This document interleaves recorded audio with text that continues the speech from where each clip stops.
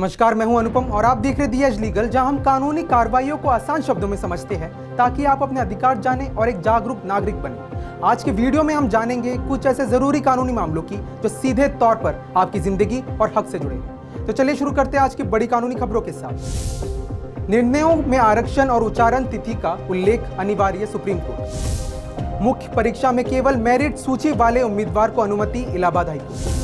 नीलामी सूचना में देनदारियां न बताने पर बिक्री अमान्य, सुप्रीम कोर्ट। कोविड अवधि में सीमा अवधि विस्तार पीएमएलए कुर्की पर भी लागू, दिल्ली हाईकोर्ट। बेबुनियाद पीआईएल पर 25,000 फाइन, कोर्ट का सख्त संदेश, पटना हाईकोर्ट। तो चलिए शुरू करते हैं विस्तार से। सुप्रीम कोर्ट ने सभी हाईकोर्ट्स को निर्देश दिया है कि वे अपने आदेशों और निर्णयों में आरक्षण, रिजर्व और उच्चारण की तारीखों का स्पष्ट उल्लेख करें और निर्णयों की प्रति सर्टिफाइड कॉपीज भी उपलब्ध कराएं। न्यायमूर्ति बीआर गवई और न्यायमूर्ति केवी विश्वनाथन की बेंच ने कहा कि पारदर्शिता और जवाबदेही न्यायिक प्रक्रिया का मूल तत्व है, इसलिए निर्णयों के आरक्षित और उच्चारित होने की तिथियों का रिकॉर्ड सार्वजनिक होना चाहिए। कोर्ट ने यह भी स्पष्ट किया कि आदेशों को समय पर अपलोड करना और प्रमाणित प्रतियों में भी आवश्यक विवरण देना न्यायिक प्रशासन की दक्षता का हिस्सा है। सुप्रीम कोर्ट ने यह निर्देश तब जारी किए जब एक मामले में अपीलकर्ता ने शिकायत की निर्णय की तिथि स्पष्ट होने से अपील दायर करने में कठिनाई हुई। अदालत ने माना कि ऐसी स्थिति न्यायिक पारदर्शिता के सिद्धांतों के विपरीत है और सभी उच्च न्यायालयों को इसे सुनिश्चित करने के लिए उचित कदम उठाने होंगे। दूसरी खबर है, इलाहाबाद हाईकोर्ट ने स्पष्ट किया है कि उत्तर प्रदेश लोक सेवा आयोग यूपीपीएससी मुख्य परीक्षा में केवल उन्हीं उम्मीदवारों को बैठने का अधिकार है जिन्होंने प्रारंभिक परीक्षा प्रीलिम्स में मेरिट सूची के अनुसार क्वालिफाई किया है। न्यायमूर्ति जे मुनीर की सिंगल बेंच ने कहा कि आयोग को परीक्षा प्रक्रिया में पारदर्शिता और निष्पक्षता सुनिश्चित करनी चाहिए, क्योंकि यह सीधे तौर पर समान अवसर और योग्यता आधारित चयन के सिद्धांत से जुड़ा है।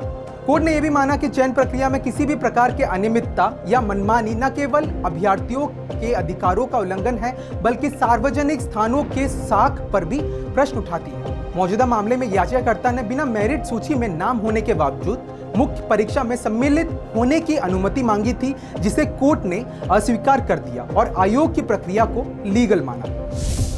तीसरी खबर है, सुप्रीम कोर्ट ने स्पष्ट किया है कि यदि बैंक नीलामी सूचना में संपत्ति से जुड़ी सभी बाधाओं या लायबिलिटीज का खुलासा नहीं करता तो ऐसी बिक्री कानूनी रूप में अवैध मानी जाएगी। न्यायमूर्ति बीवी नागरत्ना और न्यायमूर्ति अगस्तिन जॉर्ज मसीह की बेंच ने कहा कि पारदर्शिता और पूर्ण प्रकटीकरण, फुल डिस्क्लोजर, नीलामी प्रक्रिया की बुनियादी शर्तें हैं जिनका उल्लंघन खरीदार के अधिकारों का हनन है। कोर्ट ने माना कि जब खरीदार को संपत्ति की वास्तविक स्थिति या उस पर लंबित विवादों की जानकारी नहीं दी जाती तो वो सौदा धोखाधड़ी और अनुचित आचरण की श्रेणी में आता है। अदालत ने यह भी कहा कि बैंकों को नीलामी के दौरान सभी आवश्यक विवरण स्पष्ट रूप से बताने होते हैं ताकि खरीदार को गुमराह न किया जाए। मौजूदा मामले में सुप्रीम कोर्ट ने नीलामी बिक्री को रद्द करते हुए बैंक को निर्देश दिया कि वह खरीदार को पूरी राशि ब्याज सहित वापस करे।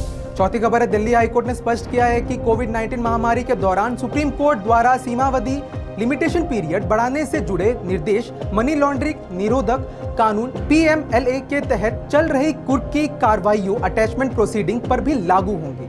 न्यायमूर्ति चेतन शर्मा की बेंच ने कहा कि सभी सर्वोच्च न्यायालय ने अपने आदेश में यह स्पष्ट किया था कि समय सीमा से जुड़ी सभी न्यायिक और अर्ध न्यायिक कार्रवाई पर विस्तार का लाभ मिलेगा, तो पीएमएलए के तहत की गई कार्रवाई को इससे बाहर नहीं रखा जा सकता। कोर्ट ने माना कि इन निर्देशों का उद्देश्य महामारी से प्रभावित पक्षों को राहत देना था, इसलिए ईडी को भी इसका पालन करना होगा। हालांकि अदालत ने यह भी स्पष्ट किया कि हर मामले की परिस्थितियों के आधार पर जांच एजेंसियों को उचित प्रक्रिया का पालन सुनिश्चित करना चाहिए।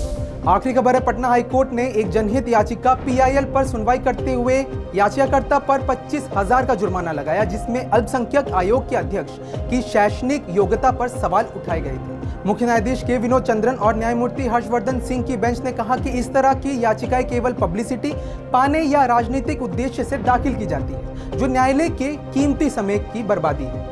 कोर्ट ने स्पष्ट किया कि जब तक नियुक्ति प्रक्रिया में कोई प्रत्यक्ष अवैधता या नियमों का उल्लंघन ना हो, तब तक इस प्रकार की चुनौतियों को जनहित याचिका के रूप में स्वीकार नहीं किया जा सकता।